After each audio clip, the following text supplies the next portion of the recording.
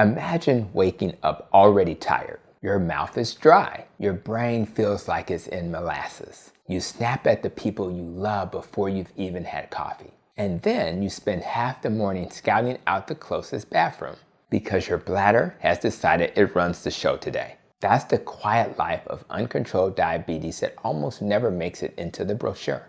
As a doctor, as someone who wrote a book about diabetes, and as a guy who desperately wants his patients to have a normal life again, I see this every single day. Yes, we talk about heart attacks, strokes, kidneys, blindness. Those are real. But what I want to talk about in this video are the things nobody usually talks about. The hidden costs of high and swinging blood sugars that slowly steal your quality of life. And the good news. If you have type 2 diabetes, you are not doomed to this. For many people, this condition can be put into remission. You don't have to live this way forever. So let's walk through some of the lesser known effects, one by one. And then I'm going to challenge you to sharpen the saw and reclaim your life. First, the mood roller coaster.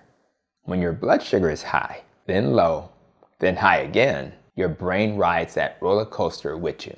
The brain runs heavily on glucose. So when levels swing wildly, people feel more irritable, more anxious, more worried, sometimes even hopeless. Studies show that greater blood sugar variability is linked to worse mood and lower quality of life in people with diabetes. Your family sees it as you're always on edge, but underneath that is a very real biological storm happening in your brain. Second, brain fog and focus.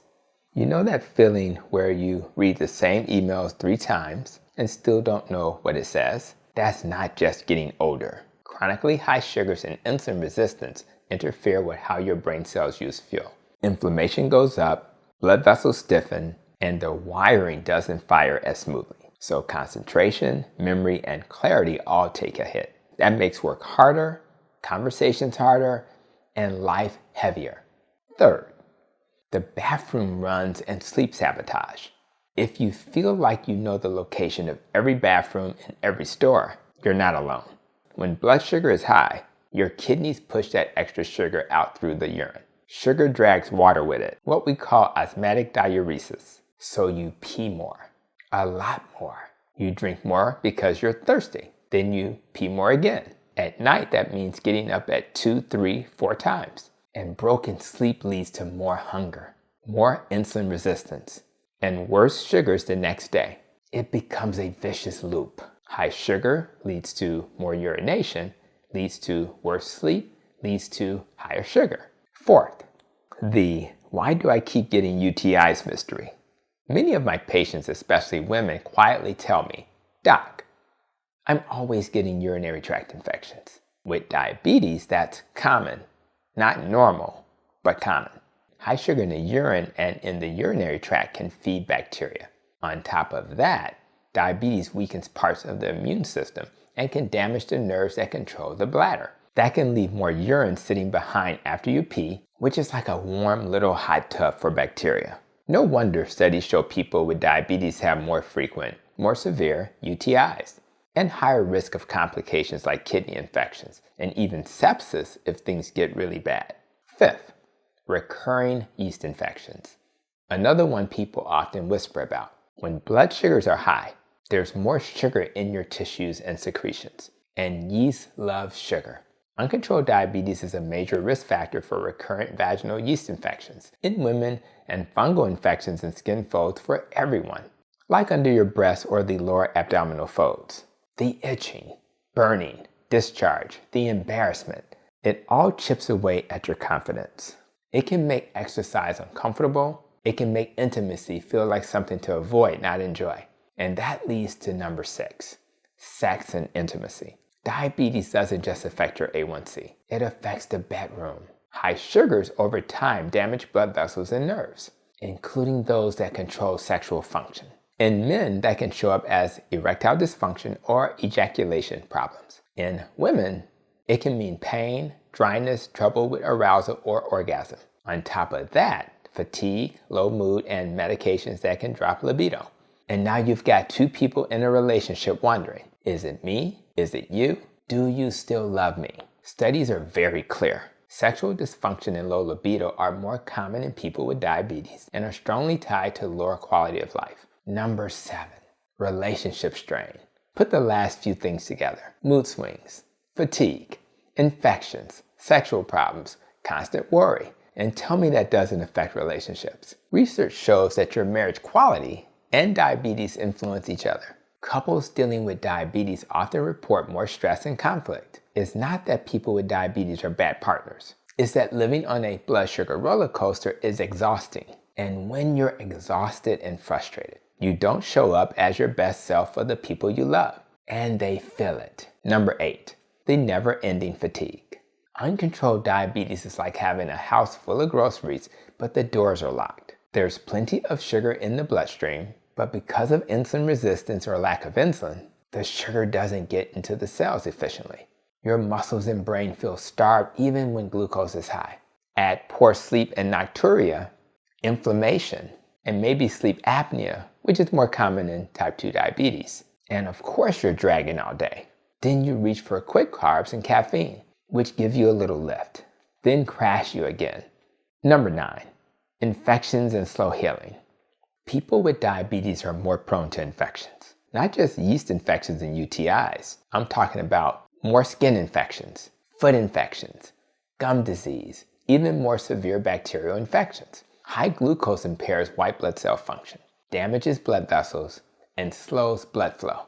That means fewer immune cells get to the front lines, and wounds don't heal as quickly. The tiny cut on your foot that would have healed in a few days before diabetes can turn into a big problem now. That constant vigilance, did I cut my foot? Is that healing? Adds mental stress on top of physical risk. Number 10, dental problems and bad breath. This one is rarely talked about. High blood sugar increases your risk for gum disease, dry mouth, and infections. That can mean bleeding gums, tooth loss, and bad breath that no mint can fully cover. Again, this chips away at confidence in social and professional settings. It's hard to feel like your best self in a meeting or on a date when you're worried about your breath or your smile. Number 11, the mental load. Worry, shame, and diabetes distress. People with diabetes are 2 to 3 times more likely to have depression and anxiety than those without it, and only a fraction get diagnosed and treated. On top of that, there's a specific kind of burnout we see called diabetes distress. The emotional weight of constantly checking numbers, taking meds, worrying about food, worrying about complications, and sometimes feeling judged by others or by yourself. That emotional burden alone can keep people stuck and make it even harder to take the steps that would actually help. And finally, number 12, the quiet fear of the future. You might not say it out loud, but many people are carrying this thought. What if I lose my vision? What if I end up on dialysis? What if I can't work and provide for my family? That fear can either paralyze you or it can become fuel. Here's the part where I'm going to ask you to sharpen the saw. If you've read the 7 Habits of Highly Effective People, you remember the story. A man is in the woods, sawing away at a tree, sweating, miserable. Someone walks by and says, "Why don't you stop and sharpen the saw?" And he says, "I can't. I'm too busy sawing." That's what living with uncontrolled diabetes often looks like. You're busy, working, caring for family, putting out fires, dragging yourself through the day. You're too busy sawing to pause and do the thing that would make everything easier, getting your blood sugar under control. Sharpening the saw for diabetes means learning how to eat in a way that calms down insulin instead of pouring gasoline on it. It means moving your body regularly. It means prioritizing sleep and stress management. It may mean working with a doctor who understands that the goal is not to add another medicine, but instead, let's see how many medicines we can safely take away as your body heals. I've watched countless patients go from that life I just described, nocturia, infections, mood swings, low energy, to a life where they're off insulin and multiple medications. They sleep through the night, their brain is clear, their relationships are better, and their lab work looks like a completely different person. The disease didn't magically disappear. They decided to sharpen the saw. So if you're watching this and you recognize yourself in any of these hidden costs, if you're tired of planning your day around the bathroom, Tired of fighting with your own mood? Tired of infections? Tired of being tired? This is your invitation. You are not broken. Your body is sending you messages. You deserve to feel steady. You deserve energy. You deserve a calm brain, a loving relationship, and a future you're not afraid of. In upcoming videos, I'll continue to walk you through exactly how to start bringing blood sugars down, often to the point where type 2 diabetes goes into remission. But today is about awareness, about seeing the full picture of what uncontrolled diabetes is costing you, so you're motivated to take that next step. Don't be the person in the woods who keeps sawing with a dull blade. Take the time to sharpen the saw. Your future self and the people who love you are counting on it. I'll see you in the next video.